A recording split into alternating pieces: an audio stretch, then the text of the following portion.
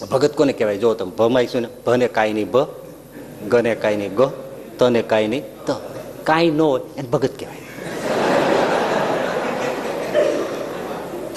હવે અત્યારે બધાને ભગતે થઈ જવું છે અને એમ બે જોઈએ છે. ભગવાન બહુ દયાળુ છે, એ આપે છે જો, પણ થોડોક પાર્ટનર બનાવો. એવો ભગત, નગદ ભગત સુતા હતા, એમાં રાતે ચોર આવ્યો. એને જોયું તો એક જ છે, રિવોલ્વર કાઢ્યો. ભગત સામે તાકીને કે ભગતને જગાડ્યા, ભગત જાગી ગયા. અરે ભગત જાગતા જ હોય, ભજન કરતા.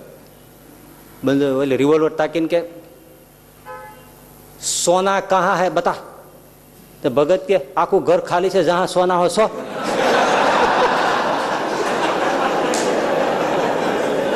હવે ઓલો ગોલ્ડ નું પૂછે કે સોનું સુવર્ણ ક્યાં છે બતા, સોના કહા હે બતા. તો કે આખું ઘર ખાલી છે, જહાં સોના હે સો જા.